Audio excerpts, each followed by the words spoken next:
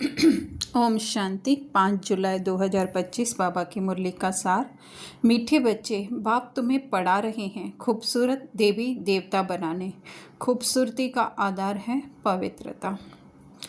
तो जब भी खूबसूरत नाम आता है तो हमारे आगे एक बहुत ही अट्रैक्टिव फेस आ जाता है।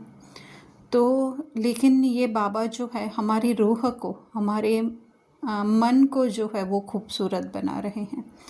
तो मन का खूबसूरत होना अर्थात कि मन में सबके प्रति जो है वो सेम भावना होना, या हर एक के प्रति जो है वो आत्मिक भाव होना, उसको खूबसूरत। सारे उसमें से मल निकाल देना, मैल निकाल देना, उसको कहा जाता है खूबसूरत। सतयुग में तो जो होगा सो होगा, लेकिन अभी ही जो है हम वो इतने खूबसूरत, अर्थात हमारे मन जो है इतने क्लीन एंड क्लियर हो जाएंगे जो हम खूबसूरत बन जाएंगे। क्योंकि जैसे एक छोटा सा बच्चा होता है तो वो उसकी खूबसूरती के कारण आकर्षित नहीं करता है, भले उसका नाक कान थोड़ा सा टेढ़ा भी हो, लेकिन फिर भी जो है वो हमें अट्रैक्ट करता है। हम न चाहते भी जो है उसके साथ बात करते हैं, या हम जैसे छोटे बच्चों को फूल कहते हैं, है ना। तो यही जो है खूबसूरती है। खूबसूरती क्या? जिसके लिए कोई भी अलग भावना नहीं, चाहे अंदर की भावना या एक सांप या रस्सी के लिए भी उसके प्रति मन में जो है वो अलग भावना नहीं होती। वो हर एक के साथ जो है वो खेलता रहता है ना। तो उसको अगर कोई बड़े से बड़ी गाड़ी दे दी जाए, इतने बड़े बंगले में रहने के लिए, लेकिन उसको कहीं पर भी क्या किसी से अट्रैक्शन होती है? नहीं। वो फ्री होता है, वो बिंदास होता है, वो बंधन मुक्त होता है। तो ऐसे ही मन के सारे बंधनों से मुक्त करके हमको जो है बाबा खूबसूरत बना रहे हैं।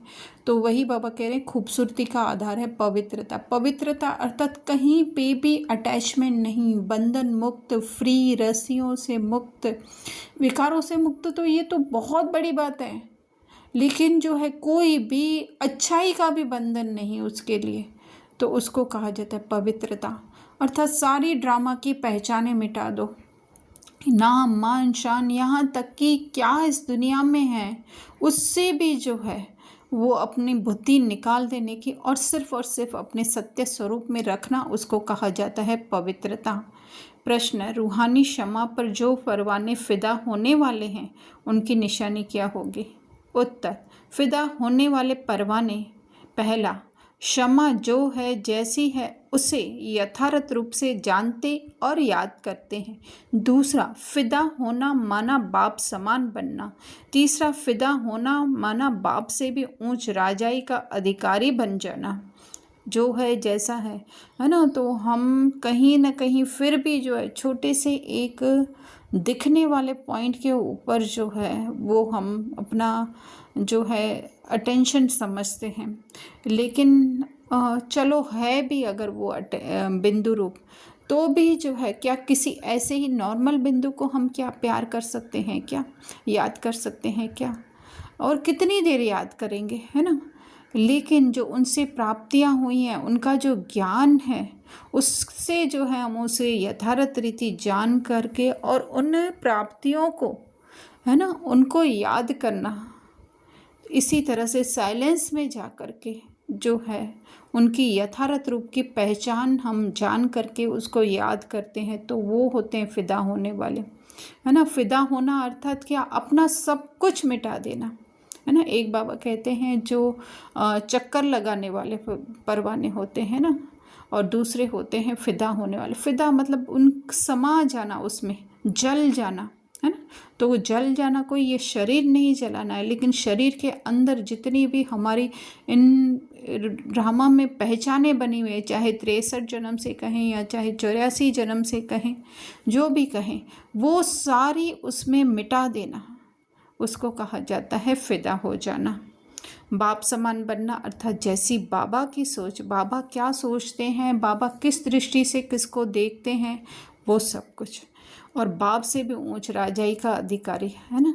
तो एक तो है हमें साइलेंस में जाकर अपनी सारी पहचानें मिटानी भी है, प्लस जो आगे हमारा रोल प्ले होने वाला है तो उसके लिए भी तैयार होना। तो वो है फिदा हो जाना। धारणा में बाबा कह रहे हैं ये अंतिम पुरुषार्थी शरीर बहुत वैल्यूबल है, इसमें बहुत कमाई करनी है, बेहद के बाप के साथ खाते पीते सर्व संबंधों की अनुभूति करनी है। शरीर, एक तो जो ये हमारा दिखने वाला शरीर है उसकी भी संभाल करनी है, वो भी बहुत वैल्यूबल है। प्लस हमारे विचार भी जो है एक तरीके का चोला है जो हम पहनते हैं, वो चोला पहन करके ही जो है हम कर्मणा में भी आते हैं, वाचा में भी आते हैं।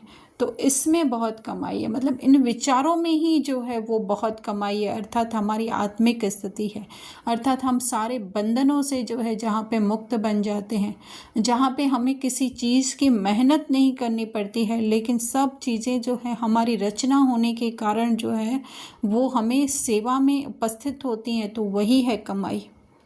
खाते पीते मतलब हर प्रति समय अटेंशन अपने सत्य स्वरूप पे। दूसरा, कोई भी ऐसा कर्म नहीं करना है जिससे ब्राह्मण परिवार की व बाप की इज्जत जाए।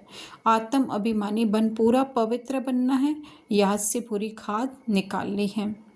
तो ड्रामा में कर्म तो हमारे फिक्स हैं, लेकिन फिर हमें कौन सा पुरुषार्थ करना है ना।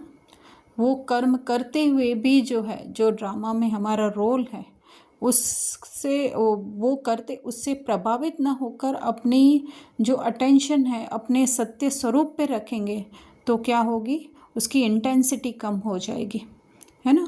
अगर दूसरों को हम कुछ कह भी रहे हैं तो लेकिन अगर एक आत्मिक स्थिति से हम कहते हैं तो वो भी उस बात को बुरा भी नहीं मानेंगे, प्लस जल्दी से भूल जाएंगे। दूसरा, फिर हमारे ऊपर भी जो है उस कर्मों का इम्प्रेशन हम जो कहें या एक छाप कहें वो जो है वो नहीं पड़ेगी। तो इस तरह से जो है बाबा कह रहे हैं ब्राह्मण परिवार की व बाप की, मतलब स्वयं को देह समझ करके हम कोई कर्म ना करें, है ना। कर्म कर रहे हैं वो तो कर ही रहे हैं, लेकिन देह समझ कर उससे अपनापन जोड़ करके हम नहीं करें। आत्म अभिमानी अर्थात ये आत्मा जो है वो भरपूर है, संपन्न है, तो ये आत्म अभिमान उस स्थिति में रह करके और इस रोल की सारी पहचानें, ड्रामा की सारी पहचानें जो है वो बुद्धि से हमें बोलनी है। पुरानी खाद निकालना अर्थात कि पुरानी जो हमारी देह अभिमान की कॉन्शियस इतनी डीप पड़ी हुई है उसको निकालना है। वरदान, ऐसे नहीं कि हमने पाप किए हैं, है ना, वो पाप का या पुण्य का तो जो रोल है वो तो बच गया या बच भी रहा होगा शायद, लेकिन फिर भी जो है हम अपने सत्य स्वरूप में रहें, ऐसे नहीं। और उसमें ये भी अलबिलापन नहीं कि ड्रामा में था तो मैंने किया, नहीं। वो करते हुए आपकी आत्मा की स्थिति कैसी थी, आपकी अंदर की सोच कैसी थी, वो बहुत ज़्यादा डिपेंडेंट करती है इस पे। वरदान, सुनने के साथ साथ स्वरूप बन मन के मनोरंजन द्वारा सदा शक्तिशाली आत्मा भव। तो बाबा कह रहे हैं रोज मन में जो है स्व के प्रति और औरों के प्रति उमंग उत्साह के संकल्प लाओ, है ना। तो वो कब ला सकेंगे, जब हम कुछ अलग, उमंग उत्साह कब आता है, जब कुछ हम अलग करते हैं, है ना। अलग के साथ साथ जो है वो अच्छा भी करते हैं, है ना। तो और जो मन को अच्छा लगता है, तो आज दिन तक जो भी हमने किया स्वयं को देह समझ करके किया, लेकिन ये पढ़ाई जो है वो पढ़ाई जो है वो रूहानी है। उस रूहानी पढ़ाई में क्या है, ऐसी ऐसी बातें हमको पता चलती हैं जो कि एक वंडर होती हैं। एक दो दिन पहले ही बाबा ने कहा ना, जैसे वंडरफुल ड्रामा है करके हेडिंग में ही कहा था, तुम्हारा वंडरफुल पार्ट है ना। तो इस ज्ञान की जितनी गुह्यता में जाते हैं, साइलेंस में जाते हैं, तो हमें पता चलता है कि ये जो हम सोच रहे थे वो तो बिल्कुल उससे ऑपोजिट ही बातें हैं, और ऐसी बातें हैं बहुत ही रमणीक बातें, तो हम उमंग उत्साह में आते हैं। तो बाबा कह रहे हैं उसको स्वयं की पहले तो वो स्वरूप बनो उसमें संकल्प का, है ना, उमंग उत्साह के, क्योंकि वो उमंग उत्साह पहली बात तो हमें आएगा कहाँ से, मुरलियों से आएगा। मुरलियों में हमें गहरे गहरे राज पता चलेंगे। तो बाबा कह रहे दूसरों की सेवा में लगाओ, अर्थात दूसरों को भी उसी दृष्टि से देखो कि भाई आप ये रियल नहीं हो जो दिखाई दे रहे हो, वो सब कुछ एक वो छलावा है। तो उस बोलना नहीं है, नहीं तो बोलेंगे तो कोई समझेगा पता नहीं इनको क्या हो गया, लेकिन जो उस दृष्टि से जब हम उसको देखेंगे तो फिर क्या हो जाएगा, उनको भी उमंग उत्साह आ जाएगा। वो अपने देह के जितने भी जो है वो सफरिंग है, पीड़ाएं हैं, उससे जो है वो डिटैच होंगे। भले उन्हें अपनी आत्मा की स्थिति का जो है वो पता नहीं चलेगा, लेकिन फिर भी जो है उनको एक हवा की तरह वो वाइब्रेशन जो है वो टच होंगे। वो भी अपने आप को इस देह से न्यारा, या फिर जो कहें कि इस ड्रामा से न्यारा समझेंगे। तो यही है उमंग उत्साह लाना, यही है मनोरंजन का प्रोग्राम बनाना।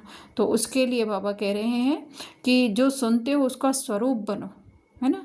तो बाबा जो भी मूल्यों में जितना जो जो सुनाते हैं उसको डीप में जा कर के उस समय उसका स्वरूप बनते बनते बनते बनते डीप में जाओ तो शक्तिशाली अर्थात हमारी आत्मिक स्थिति जो मजबूत होती जाएगी, जो सत्य स्थिति है वो मजबूत होती जाएगी, शक्तिशाली होती जाएगी। स्लोगन है, दूसरों को बदलने के पहले स्वयं को बदल लो, यही समझदारी है। तो इसमें यह है कि हमें अंदर से बदलना है, अंदर से अपनी सोच जो है वो दूसरों के प्रति बदलनी है। और स्थूल रीति से भी अगर हम समझें तो ज़रूरी नहीं है दूसरे अगर हमारे कहे अनुसार बदल भी जाए तो भी हम संतुष्ट होंगे, ये कोई भी गारंटी नहीं है। इसलिए जो है अपनी सोच को बदलना है। वो कैसे बदलेंगे, वो इस ज्ञान से बदलेंगे, है ना। तो जो जो बाहर हो रहा है, हम कितनों को बदलेंगे, चलो बदल भी दिया तो कितनों को बदलेंगे, एक को बदलेंगे तो सारी दुनिया को तो नहीं बदल सकते हैं ना। तो फिर इसके लिए बाबा कह रहे हैं यही समझदारी है, दूसरों को नहीं बदलो,